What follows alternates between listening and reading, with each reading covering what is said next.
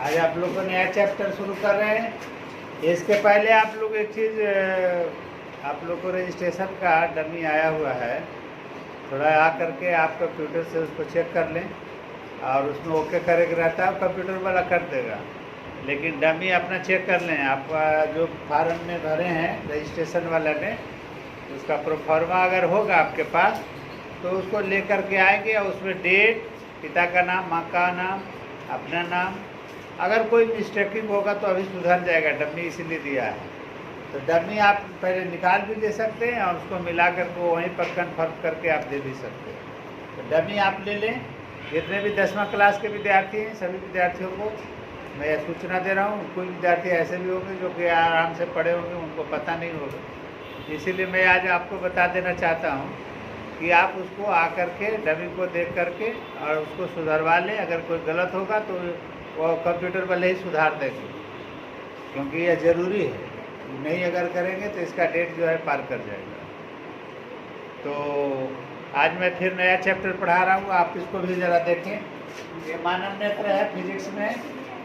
Physics में आपका अगला चैप्टर जो है वो प्रकाश के अपवर्तन के बाद आपका प्रकाश के अपवर्तन से ही संबंधित है ये मानव नेत्र में। लेकिन मानव नेत्र के बारे में पढ़ना है, वायुमंडलीय अपवर्तन के बारे में पढ़ना है। उसी चैप्टर में ये तीनों का तीनों है, वर्ण विक्षेपण पढ़ना है। लेकिन आज सबसे पहले मैं मानव नेत्र की संरचना, जो आँख है, जिसको आँख आप बोलते हैं, आँख की संरचना के बारे में आपको बता दें एक एक करके। सबसे पहले आपको ये बता दें, ये मानव नेत्र है, ये उत्तल लेंस होता है।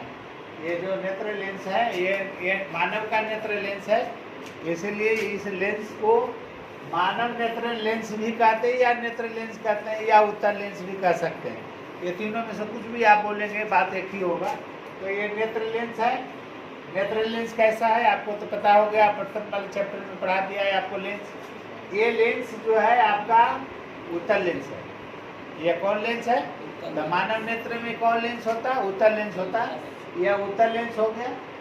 ये उत्तल लेंस को दोनों ओर से, ये दोनों ओर से जकड़े हुए झिल्ली की तरह, ये ऊपर से और नीचे से दोनों तरफ से ऐसे झिल्ली की तरह उसमें बीच में स्टैंड रखता है। उसको ज़रूरत होता है तो उसको बढ़ाता है, लंबा करता है, जिससे उसकी फोकस दूरी क्या हो जाती है? बढ़ जाती है। ज़रूरत होता है तो उसको ढीला कर देता है, जिससे उसकी फोकस दूरी भी घट जाती है। और यह काम किसका है? सिलियरी मांसपेशियों का। किसका है? तो ये नेत्र लेंस को जकड़ करके कौन रखता है? सिलियरी मांसपेशियाँ रखता है। ये सिलियरी मांसपेशियाँ जो झिल्ली की आकार की मानव सेल्स हैं, ये झिल्ली जो है वो इसमें वो खूबी है कि उसके अंदर जैसे कोई भी चीज़ ऐसा देखा हो जिसमें तनाव आता हो, उसी तरह का ये मांसपेशियाँ हैं जिसमें इसमें तनाव आती है। तनाव आएगा, सिकुड़ेगा तो वो लंबा होगा। नेत्र लेंस को ही लंबा कर देगा खींच के, जिससे उसकी फोकस दूरी बढ़ेगी। नेत्र लेंस को इसको ढीला कर देने के बाद ये नेत्र लेंस इसका कम जाएगा, पावर उसका बढ़ जाएगा। कहने का मतलब ये जो नेत्र लेंस है, उत्तल लेंस जो है, उसको दोनों ओर से मांस की सिलियरी मांसपेशियाँ, उसका नाम पड़ा है। वो मांस का ऐसा टुकड़ा है कि उसमें टेंशन होता है, खिंचाव भी होता है और ढीला भी करता है। ये दोनों उसमें वो गुण होते हैं। तो ये सिलियरी मांसपेशियाँ हो गया ये दोनों, एक ये भी सिलियरी मांसपेशियाँ, ये भी सिलियरी मांसपेशियाँ। ये किससे जुड़ा रहता है? आइरिस से जुड़ा रहता है। किससे जुड़ा रहता है? आइरिस से। ये भी मांस का ही एक टुकड़ा है, सेल्स का संगठन है, ऐसा संगठन है, इसमें भी सिकुड़न होता है इसमें भी। तो ये आइरिस हो गया आपका। ये दोनों तरफ ही आइरिस है, ये भी आइरिस है, ये भी आइरिस है। अब आइरिस में ही ये दोनों तरफ सिलियरी मांसपेशियाँ लगा होता है। इसके आगे वाले भाग में आप काला जो भाग आप में देखते हैं, आप काले भाग के ऊपर से एक कांच की तरह एक परत है। आँख में जब आप देखेंगे आँख के काला वाला भाग में, तो आप काला वाला भाग के ऊपर में आप कभी ऐसा काबली खाए हैं? केराव खाएं? केराव को आप सिझाते हैं तो देखेंगे उसमें एक छिलका निकलता है जो पारदर्शी टाइप का होता है नहीं? उसी तरह से ये काले वाले भाग के ऊपर से एक कांच की तरह एक मांसपेशियां ही है, लेकिन वो कठोर है, शीशे की तरह लगेगा, वो पारदर्शी बिल्कुल ट्रांसपेरेंट होता है। मैंने अभी बताया ना आपको कि आप खाए होंगे क्या चीज़, केराव का आप कभी सिझा के आप देखेंगे तो उसमें जो छिलका निकलेगा वो कैसा रहता है, देखा होगा, ऊपर से एक परत टाइप का पारदर्शी होता है। तो ये बिल्कुल पारदर्शी होता है, वो बिल्कुल पारदर्शी नहीं है, लेकिन ये बिल्कुल पारदर्शी होता है। इसको क्या कहा जाता है, ये जो बाला भाग है इसको कार्निया कहा जाता है। क्या कहा जाता है, वो कांच का जो टुकड़ा है, कांच की तरह लगता है लेकिन कांच होता नहीं है, बल्कि पारदर्शी होता है। ऐसा सेल बनाया प्रकृति ने कि वो बिल्कुल पारदर्शी होता है, शीशे की तरह। इसको बोलते हैं यहाँ से यहाँ तक कि ये कार्निया, क्या इसका नाम है, कार्निया। इसी कार्निया से हमारा जो बाहर से जो लाइट आता है आँख में इंटर करता है, ये सारा कार्निया होकर के ही जाता है, उससे होकर के ही पास करता है। इसके बाद यहाँ आप देख रहे हैं वो चीज़ यहाँ लिखा हुआ आपको मिल रहा है, ये इसमें लिक्विड भरा हुआ है। कैसा लिक्विड है, बिल्कुल पारदर्शी, बिल्कुल शीशे से भी ज़्यादा पारदर्शी इसमें लिक्विड है, जिसका नाम है जलीय द्रव या नेत्रोत। क्या कहते हैं इसको, जलीय द्रव, या ये पूरे वाले भाग में, पूरे भाग में भरा हुआ है क्या चीज, ये जलीय द्रव भरा हुआ है जो पारदर्शी है। इसको ढक्कन लगाए हुए, ये आंसू का नाम सुने, आंसू गिरता है ना, ये जलीय द्रव होते हैं इसमें। इसके बाहर से ये ढक्कन है, पारदर्शी ढक्कन है, सेल्स का ही बना होता है, मानव सेल्स का ही, लेकिन ये शीशे की तरह बिल्कुल पारदर्शी होगा। इसके अंदर जो द्रव है, ये जलीय जो द्रव है जिसको नेत्रोत बोल रहे हैं, ये भी बिल्कुल ट्रांसपेरेंट है शीशे की तरह।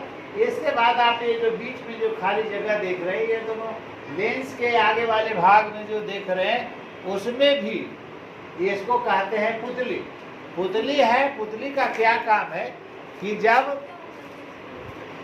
अधिक लाइट कार्निया से होकर के, ये जो आगे वाले जो भाग हैं जिसको शीशे की तरह मैं बता रहा हूँ, ये कार्निया वाले भाग से जब इंटर करता है, तो अगर अधिक लाइट इंटर करता है आँख के अंदर, तो ये पुतली जो होती है वह सिकुड़ती है। क्या हो जाती है, सिकुड़ जाती है। और जो जाने वाले जो रास्ते हैं जो आँख के अंदर प्रवेश करता है, वो उसका छोटा कर देता है, जिससे क्या होता है कि अधिक लाइट अंदर नहीं जा पाती। उसको वो ये क्या करेगा, इसको आइरिस क्या करेगा, उसको ये पुतली क्या करेगा, पुतली उसको जो है आइरिस पे टेंशन होगा, टेंशन होने के बाद वो पुतली जो है वैसा सिकुड़ जाएगा। कब, जब अधिक प्रकाश उसके आँख के अंदर प्रवेश करेगा, तो ऐसी हालत में पुतली सिकुड़ जाएगी। सिकुड़ करके क्या करेगा, उससे कम लाइट जाने देगा बाहर अंदर। लेकिन अगर अंधेरे वाले कमरे होते हैं, तो अंधेरे वाले कमरे में जाते होंगे तो देखे होंगे कि थोड़ा देर के बाद कमरा में तुरंत इंटर करेंगे तो अंधेरा लगेगा, लेकिन कुछ देर जब बीत जाती है तो उसके बाद उस कमरे के अंदर वाली सामान दिखाई देने लगता है। इसका क्या मतलब है कि जब कम लाइट जाता है तो वो पुतली क्या करता है कि पुतली जो इतना उसका दरवाजा को लॉक कर दिया, वो शटर लगा दिया, उसको इतना बड़ा कर देता है, ताकि कि क्या हो कि अधिक मैक्सिमम लाइट उसके अंदर आँख के अंदर जाए, ताकि वह वस्तु दिखाई दे। इसी को सिकुड़ने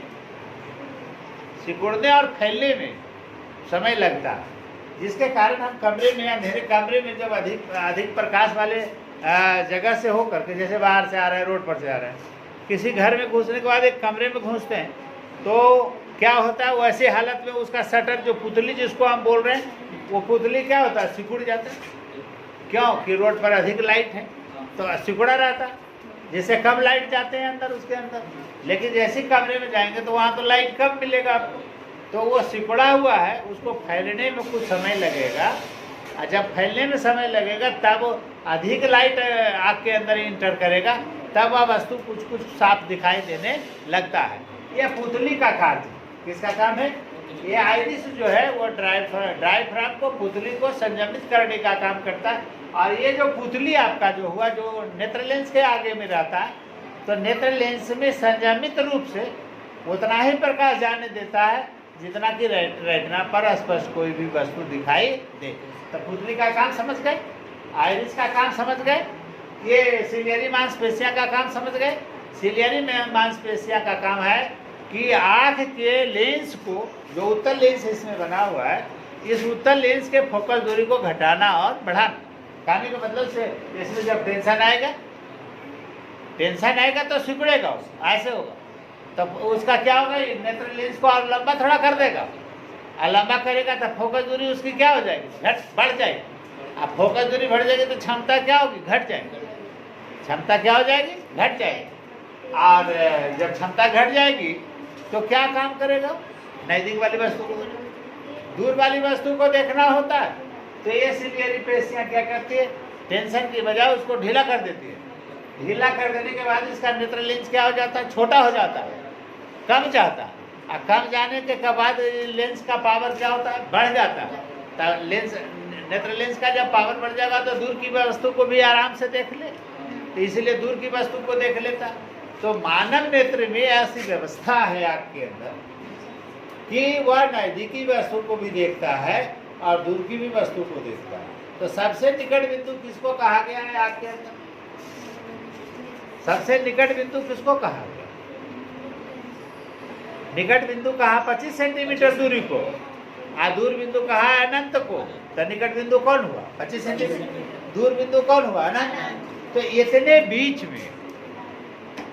बीच में जो भी वस्तु होती है जिसका नॉर्मल आयु होता है, माने कहने का मतलब आग जिसका ठीक ठाक सब तरह से होता है जन्म के बाद, वो आदमी 25 सेंटीमीटर से लेकर अनंत तक की वस्तुओं को उसी लेंस से देख सकता है, मानव नेत्र के उसी लेंस से देख सकता है। और कैसे देखता है, तो ये सिलियरी मांसपेशियां इसको क्या करता है, लंबा चौड़ा, जरूरत के अनुसार ढीला, जरूरत के अनुसार तनाव करते हैं, जिसके कारण फोकस दूरी को कम करके दूर की वस्तु को देख पाता है। माने उसकी फोकस दूरी को उतना ही वो बढ़ाता है, उतना ही घटाता है जितना पर वो उस वस्तु को हमको देखना होता है। ऑटोमेटिकली बहुत ज़्यादा समय नहीं लगता, विधि ने आप देखे नहीं कि वह समंजन कर लेता है। मैंने ऑटोमेटिकली तुरंत, जैसे ऑटोमेटिक मशीन काम करता है ना कोई भी चीज़ का, वैसे ही ऑटोमेटिकली जो है उसके रेंज को बदल लेता है, घटा देता है, बढ़ा देता है, तुरंत बढ़ा देगा, तुरंत घटा देगा। तो कहने का मतलब आप तो इसका सारा चीज़ का फंक्शन समझ गए। सिलियरी मांसपेशियों का क्या फंक्शन, सिलियरी मांसपेशियाँ क्या करता है, नेत्र लेंस की फोकस दूरी को घटाता है और बढ़ाता है, जिसके कारण निकट की वस्तु को भी देख लेता है और दूर की भी वस्तुओं को देख लेता है। एक ही लेंस होता है, एक ही लेंस से निकट और दूर सब वस्तुओं को देखता है। ये सिलियरी मांसपेशियों का काम हो गया। आइरिस का काम बताए कि उससे जुड़ा हुआ कौन है, पुतली जुड़ा हुआ, उससे कौन जुड़ा हुआ है, तो ये सिलियरी मांसपेशियां जुड़ा हुआ, ये दोनों जुड़ा हुआ है। या दोनों का, पुतली का काम भी मैंने बताया कि पुतली का क्या काम है, तो पुतली भी सिकुड़ती है और फैलती है। अधिक लाइट में सिकुड़ जाएगी और कम लाइट में वो फैल जाएगी। कहने का मतलब उसमें जो इंटर करने वाले जो लाइट के द्वार होते हैं, उसको द्वार को घटाता है और बढ़ाता है। अगर अधिक लाइट मिलेगा तो सिकुड़ जाएगा, सिकुड़ करके द्वार को क्या करेगा, रास्ता को पतला छोटा कर देगा, जिससे कम लाइट जाएंगे, बाकी लाइट को रोक लेता है। और जब वो बड़ा करेगा, कम लाइट जहाँ, जैसे अंधेरे कमरे में मैंने बताया कि अंधेरे कमरे में कम लाइट मिलता है, तो कम लाइट में वो क्या हो जाएगा, वो फैल जाएगा, फैल करके अधिक लाइट जाने देगा, जिसके कारण कमरे में, अंधेरे कमरे में भी कोई चीज़ दिखाई देगा। तो ये पुतली का फंक्शन मैं बता दिया। पुतली क्या करती है, सिलियरी मांसपेशियां का क्या काम है, आइरिस का क्या काम है, कार्निया क्या है, कार्निया क्या है, एक कांच की तरह एक दीवार है, लेकिन वो कांच नहीं है, वो पारदर्शी सेल्स है, और उससे बना हुआ ये हो गया, ये जलीय द्रव हो गया, माने नेत्र लेंस, और ये जो कार्निया है उसके बीच में जो द्रव है वो पारदर्शी द्रव है, जिसको क्या कहा है आपको, जलीय द्रव या नेत्रोद कहा जाता है। नेत्र लेंस समझ गए। इसके अंदर यहाँ पर रेटिना है, देखिए लिख दिए, रेटिना दृष्टिपटल दोनों एक ही चीज को कहा जाता है। यहाँ पर रेटिना है आपका, ये रेटिना का भाग है, ये वाला भाग, ये वाला जो भाग है आपका, ये जो यहाँ से यहाँ तक आपका भाग है वो रेटिना का है। तो रेटिना जो होता है, इसके रेटिना और नेत्र लेंस दोनों के बीच में ये लिक्विड भरा हुआ होता है, कांच की तरह पारदर्शी होता है, इसीलिए इसका नाम पड़ा कौन द्रव, काचाभ द्रव। कौन द्रव, काचाभ द्रव। ये जो श्वेत पटल स्क्लेरोटिक कहते, ये गोला अंडा की तरह होता है, समझ गए ना, गोला अंडा की तरह था। इसकी बाहरी जो परत होते हैं, वो बाहरी परत उजले रंग से कवर्ड होता है, जिसको कौन परत कहा जाता है, श्वेत पटल कहा जाता है। क्लोराइड जो परत है वो बिल्कुल पीले और बादामी कलर का होता है, जिससे कि कोई भी प्रकाश की किरण जो है इंटर नहीं करता, नहीं इंटर से बाहर आता है। मैंने कहने बोले यहाँ से जा रहा है रेटिना, तो वो प्रकाश बाहर नहीं निकलेगा। कहने का मतलब अपारदर्शी होता है। कौन से? ये जो कायराइड है, क्लोराइड जो होता है वो इसमें भरा हुआ है। देखो ये जो है श्वेत रंग का नहीं है, बल्कि पीले रंग का बादामी कलर का होता है, जिससे प्रकाश न इंटर करता है, ना अंदर का बाहर प्रकाश आता है। मैंने कहने का मतलब अपारदर्शी का काम करता है। इसके बाद ये तो नेत्रगोलक हो गया, ये बात समझ गया। इसके बाद यहाँ से रेटिना से संवेदी तंत्रिका तंतु जुड़ा हुआ है, जिसको स्नायु तंत्रिका तंतु भी कहा जाता है, प्रकाश स्नायु कहा जाता है, या दीर्घ तंत्रिका तंतु कहा जाता है। और ये जो दीर्घ तंत्रिका तंतु है वह तार की तरह होता है। जैसे तार में बिजली कैसे करंट जाते हैं, उस तरह से रहता है। ये कहाँ जुड़ा रहता है? मानव मस्तिष्क में जुड़ा रहता है। कहाँ? ये मस्तिष्क से जुड़ा रहता है, और इसको सारा खबर इससे जाता है। और यहाँ जाने के बाद यहाँ जो है कोई भी वस्तु को, जो दूर में वस्तु होती है, उसका उल्टा और छोटा प्रतिबिंब बनाता है। कहाँ? रेटिना। लेकिन रेटिना से स्नायु तंत्रिका तंतु द्वारा जब मस्तिष्क पर जाती है तो वह वस्तु सीधा दिखाई देती है। नहीं आई बात समझ? जितना बड़ा वस्तु उतना बड़ा दिखाई देने लगता है और सीधा दिखाई देने लगता है। कहने का मतलब यहाँ मस्तिष्क तो दो फंक्शन हो गए। ये नेत्र लेंस के द्वारा उल्टा प्रतिबिंब बना दिया, छोटा बना दिया। लेकिन ये दीर्घ तंत्रिका तंतु द्वारा कहाँ गया? वो मस्तिष्क पर खबर जाते। लेकिन वो मस्तिष्क पर जाने के बाद जैसे वस्तु रहती है उसी तरह का वो दिखाई देगा। मतलब जैसे वस्तु था वैसा ही दिखाई देगा, सीधा दिखाई देगा। बात समझ गए इसको? ये मानव नेत्र के सारे फंक्शंस के आपके बारे में बता दिया आपको।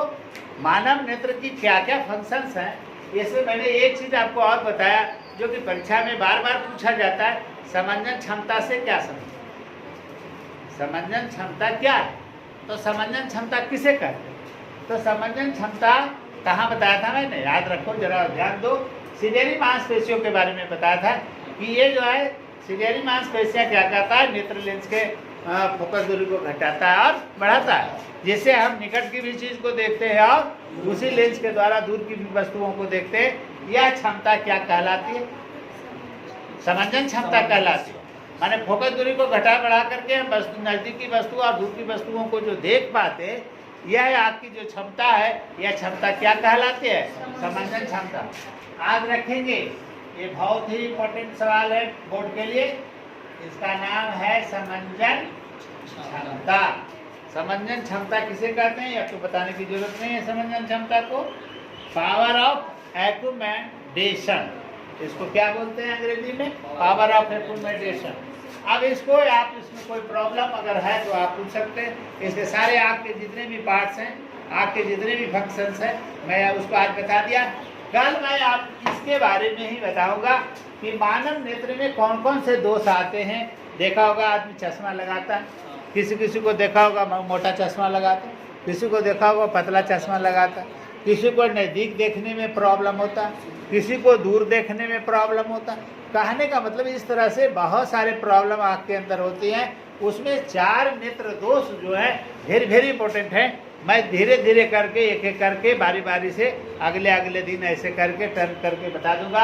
आज मैं आपको आँख के सारी रचनाओं के बारे में बता दिया, उसके क्या फंक्शंस हैं, वो क्या करता है, वो किस तरह से काम करता है मानव नेत्र पर, मानव नेत्र के जितने भी पार्ट्स हैं वो कैसे कैसे काम करता है, ये मैं सारी घटना आज आपको बता दिया। इसके साथ साथ एक बहुत इंपॉर्टेंट सवाल आपको बताया, समंजन क्षमता, पावर ऑफ एकोमोडेशन। इसको आप जरा गौर से इसको देख लेंगे। आपके पास किताब भी होगा, नोटबुक होगा, जहाँ भी होगा आपको या ना तो लिख देंगे समंजन क्षमता किसे कहते हैं। ये वेरी इंपॉर्टेंट सवाल है। आपको तो ऐसे भी याद हो गया होगा कि यह सिलियरी मांसपेशियों के द्वारा यह संभव होता है, क्योंकि मानव नेत्र की लेंस की फोकस दूरी को कौन बदलता, घटाता बढ़ाता है? वो सिलियरी मांसपेशियाँ घटाता बढ़ाता है, और घटाने बढ़ाने से उसकी क्षमता बढ़ती घटती है। माने नज़दीक की भी चीज़ देखता है और दूर की भी चीज़ों को देख पाता है। कहने का मतलब आप मानव नेत्र का जो रचना है, जो संरचना है मानव नेत्र का, उसका सारा मैंने फंक्शंस बता दिया, हर एक पार्ट का बता दिया। उस आँख के अंदर कौन कौन से पार्ट्स है, ये सारे पार्ट्स का आपने वर्णन भी हम कर दिया है। कल आपको इसके दोष के बारे में बताएंगे।